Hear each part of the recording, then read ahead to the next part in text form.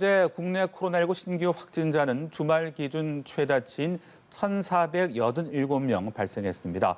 비수도권 확진자 비중이 39%에 육박하고 있는 가운데 정부는 오늘 오후 비수도권에 대한 방역 강화 대책을 발표할 예정인데요. 자세한 내용 전문가 모시고 이야기 나눠봅니다. 김경우 인제대 서울백병원 교수 나와 계십니다. 어서 오십시오. 네, 안녕하세요. 네.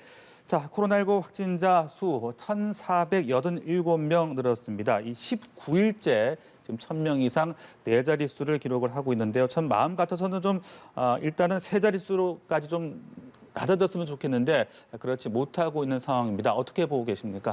네, 일단 수도권 같은 경우에 4단계 조치를 시행한 지 2주가 지났는데 네. 많은 분들이 기대하신 것처럼 말씀하신 것처럼 좀 감소세로 좀 확연하게 나타났으면 하는 바람이 있으셨을 네. 텐데 아직까지 이렇게 뚜렷한 감소세를 보이긴 좀 어려운 것 같고요. 또 이제 신규 확진자 수만뿐만 아니라 이제 관리되고 있는 방역 지표들 감염 경로 비율이라든지 방역망 내 관리 분율, 또 감염체 생산 지수 이런 것들을 좀 종합적으로 봐야 될 것 같고요. 이제 무엇보다도 이제 델타 변이 바이러스가 그동안 얼만큼 더 증가했는가, 특히 우리가 4단계 조치를 했음에도 불구하고 네.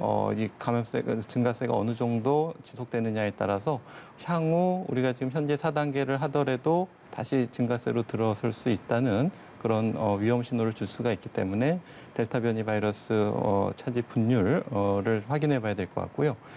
비수도권 같은 경우에도 이제 최근 들어서 빠르게 증가하고 있는데 네네. 지역별로 물론 특성이 있지만은 우리가 처음에 새로운 거리두기 개편안을 시작하면서 대부분 1단계로 시작됐기 때문에 네. 아무래도 이제 1단계 상황에서 변이 바이러스 중심으로 전파 속도가 빠른 바이러스들의 전파가 쉽게 특히 이제 비수도권 중에서도 이제 주요 도시 중심으로 밀접한 환경 또 인구 이동이 많고 사회적인 만남이 많은 그런 도시 중심으로 좀 빠르게 진행된 것이 이제 나중에 확인됐는데 일부 지자체는 좀 선제적으로 강화한 격상한 지자체도 있지만 또 일부는 아직 단계 격상이 이미 지났는데도 네. 기준이 충족됐는데도 좀 단계 격상이 좀 늦는 지자체도 있어서 지역별로 좀 차이가 있고 일단 비수도권 전반적으로 증가세가 좀 최근에 뚜렷하게 진행되고 있다 이렇게 분석해 볼 수 있을 것 같습니다. 네, 말씀하신 대로 수도권은 다소 좀 둔화가 되고 있는데 지금 비수도권의 확진자 발생이 상당히 증가를 하고 있는 그런 상황입니다. 지금 38.4% 거의 39% 40%대까지 육박을 하고 있는데 아무래도 거리두기 단계가 좀 낮은 곳으로 사람들이 가게 되는 이른바 풍선 효과 때문이라고 봐야 되는 겁니까? 네, 다양한 요인들이 섞여 있는 것 같은데 일단 감염 경로들을 비수도권에서 분석을 해봐야 될 것 네. 같은데요. 일단은 어느 부분 상당 부분은 말씀하신 것처럼 비수도권으로 풍선 효과 그러니까 수도권에서 사적 모임 인원이 제한이 있으니까 비수도권에서 어떤 사적 모임을 가지신다든지 아니면 어떤 대규모 박람회나 학회 이런 것들이 비수도권에 열리면서 인원 제한이 없다든지 이런 것들을 통해서 어느 정도 확산된 부분이 있을 것 같고 특히 인구 이동이 많았던 그런 휴양지 중심으로 또 수도권 인근 도시 중심으로 많은 확진자가 나온 것이 그걸 좀 시사할 수가 있겠고요. 또 이미 비수도권 자체 내에서 지역사회 N차 전파가 이미 많이 시작되면서 비수도권 자체 내에서 발생이 증가하는 양상을 보이고 있기 때문에 지금은 어떤 수도권, 비수도권 간의 이동량도 어느 정도 제한이 필요하지만 이미 비수도권 내에서 지역사회 전파가 이미 시작되고 있기 때문에 우리가 이동량 통제만으로는 효과적인 억제가 어려울 수 있기 때문에 각 지자체 자체 내로 어떤 사회적 거리두기 격상을 통한 확산세를 감소시키는 노력들이 필요할 것 같습니다. 네, 이런 가운데 문재인 대통령이 오늘 오후에 중대본 회의를 직접 주재를 합니다. 그만큼 지금 단계가 상황이 상당히 좀 엄중하다 이렇게 보고 있다라는 얘기가 될 텐데 또 여기에서 비수도권에 대해서 3단계 일괄 격상을 할 것이냐 이 부분도 지금 주목이 되고 있는데 앞서 말씀하신 대로 지역별로 좀 편차가 있는 그런 또 상황이잖아요. 어떻게 판단을 하고 계십니까? 네, 그렇습니다. 지금 사적 모임 인원 제한 같은 경우에 단계별로 8명까지, 4명까지, 또 18시 이후는 2명까지 이렇게 각각 차이가 있었는데 그러다 보니까 이제 어떤 단계 격상의 차이가 있는 지역으로 사람들의 모임이 몰린다든지 이런 문제 때문에 사적 모임 인원은 이제 4명으로 이제 통일된 바가 있는데요. 네. 그다음에 또 2단계나 3단계와의 차이들이 그렇게 뚜렷하게 나타나는 부분이 없기 때문에 예를 들면 어떤 관람의 수용 인원이 뭐 20%냐 50%냐 이런 퍼센트의 차이라든지 그 정도만 있고 또 이제 결혼식이나 장례식장에서 인원 제한이 이제 100명이냐 50명이냐 이제 그 정도 차이만 있기 때문에 사적 모임 인원 기준이 통일되면서 2단계와 3단계 간의 구별이 조금 약간 모호한 부분이 있기 때문에 그리고 말씀하신 것처럼 이제 모든 비수도권에서 이런 차이를 뒀을 때 그쪽 해당 지역으로 사람들이 몰리는 경향이 있기 때문에 아마 이제 전반적으로 통일된 거리두기 격상 방안을 검토할 것으로 생각이 되고요.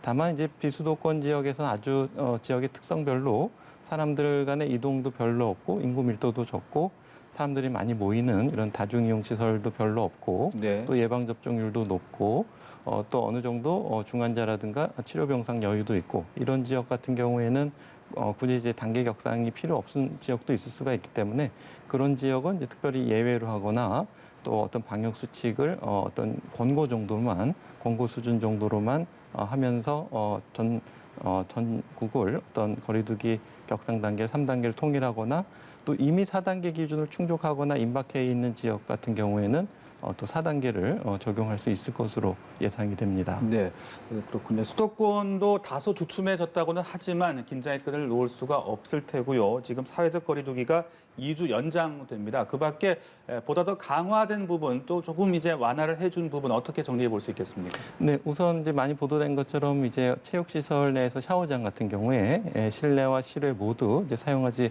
못하게 했다든지 또 어떤 비수도권에서 이런 학회 모임 같은 것들을 통해서 또 숙박을 하면서 지역사회 전파가 될 수가 있기 때문에 국제회의에 한해서만 허용을 하거나 또 부스 같은 경우에 PCR 검사를 의무화한다든지 이런 방안들이 검토되고 있고요. 그래서 이제 완화된 부분이라고 하게 되면은 그동안 또 논란이 됐던 것처럼 어떤 결혼식 때 인원 제한의 3단계는 인원 제한이 50명까지인데 4단계는 이제 친족만 허용되는 부분이 있었는데 친족만 허용하는 것에 대한 어떤 방역적 근거가 좀 미약하기 때문에 그 부분이 좀 해제됐다 이렇게 볼 수가 있겠고 네. 또 이제 종교 활동 같은 경우에도 비대면 예배 같은 것들이 전면 금지가 됐었는데 그것들이 이제 19명 또는 10% 이내로 4단계에서도 대면 종교 활동이 가능할 수 있도록 일부 완화된 부분이 있습니다.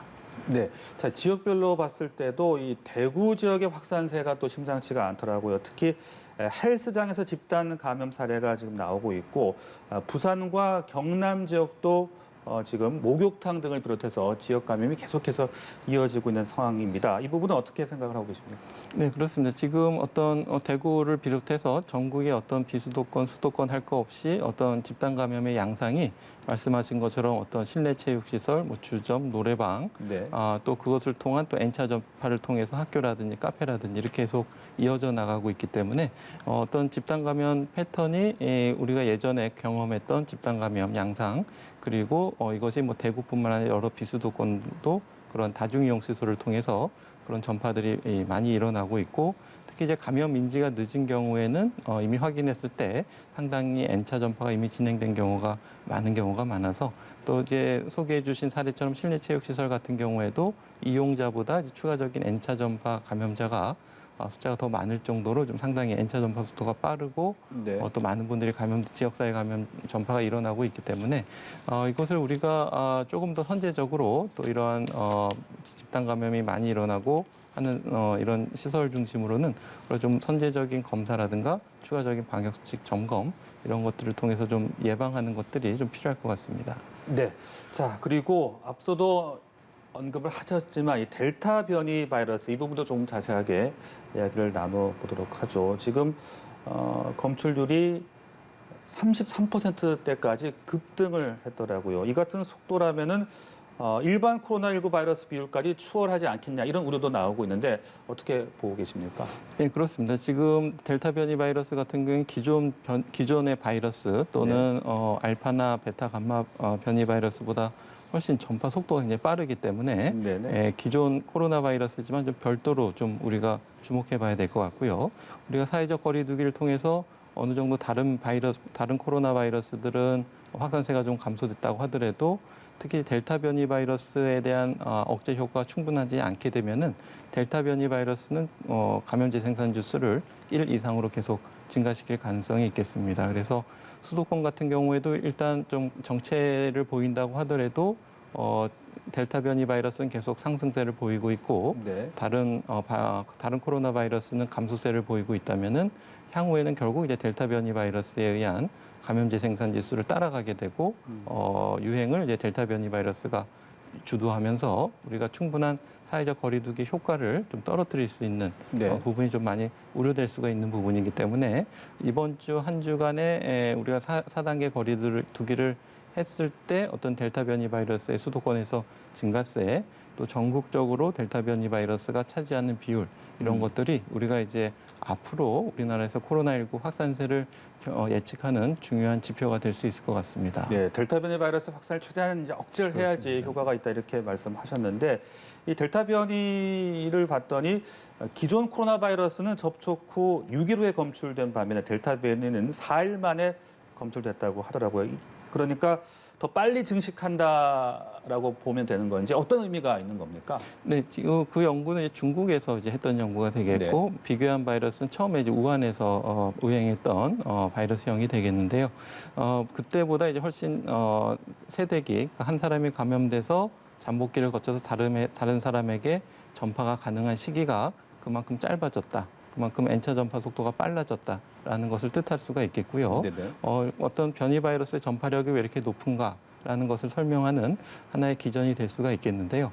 근데 이렇게 빠른 전파 속도는 사실은 델타 변이가 아니라고 하더라도 작년 5월에 GH형 변이 바이러스가 유행하면서 특히 인천 지역에서 굉장히 빠르게 한 사람에서 다른 사람에게 전파되는 속도가 굉장히 빠른 것을 이미 경험했기 때문에 아마 그때부터 D614G라고 하는 변이가 굉장히 전파 속도를 빨리 증가시키는 변이를 통해서 이제 추가적인 나오는 변이 바이러스도 더 전파 속도가 빨라진 것으로 추정해 볼 수가 있겠고요. 네. 또 전파력이 높아진 요인들 중에 하나는 감염력, 그러니까 적은 양의 바이러스로도 충분히 다른 사람들을 감염시킬 수 있는 그런 높은 감염력 자체도 굉장히 전파 속도를 빨리 증가시킬 수 있는 요인이 될 수가 있기 때문에 일단은 지금 같은 델타 변이 바이러스 같은 경우에는 우리가 충분히 코와 입을 모두 가리는 마스크 착용이라든지 네. 조금이라도 증상이 의심이 되면 조기에 검사를 받으시고 또 노출이 의심이 되시는 경우에도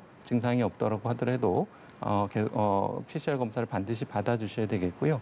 또 최근에 일부 사례들은 동선이 겹친다고 연락이 받아서 검사를 해서 음성이 나왔는데 그렇다고 해서 추가적으로 이제 증상이 생기셨는데 그때 음성이 나왔으니까 괜찮겠지 하고 그냥 네. 넘어가시는 분들이 계신데요. 접촉자로 의심된다고 연락을 받으셔서 음성이 나왔다고 하더라도 또 밀접 접촉자로 분리가 안 됐다고 하시더라도 또 추가적으로 어떤 증상이 조금이라도 의심이 되게 되면 다시 한번 반복적으로 검사를 하셔서 잠복기에 음성이 나오셨을 수 있기 때문에 네네. 양성이 되는 것을 놓치시지 않도록 하는 노력들도 필요하시겠습니다. 네. 그리고 이제 50대 연령층에 대한 백신 순차 접종이 본격적으로 시작이 됩니다. 이제 주로 모더나 백신을 맞게 되는데 모더나 백신의 효과라든지 또 델타 변이 바이러스에 대한 효과 어떻게 볼 수 있을지 또 이 변이 바이러스를 조금 억제할 수 있는 그런 확산세를 잦게 할 수 있는 그런 요인이 될 수 있겠습니까? 네, 그렇습니다. 지금 나온 모더나 백신도 그렇고 파이자 백신, 아스트라제네카 백신 같은 경우에도 2회 접종을 모두 완료하신 경우에는 일단 중증이나 사망으로 가는 예방 효과가 상당히 있고요. 또 감염 예방 차단 효과도 어느 정도 있지만 기존 바이러스보다는 약간 좀 백신 효과가 좀 떨어질 수가 있겠고 네.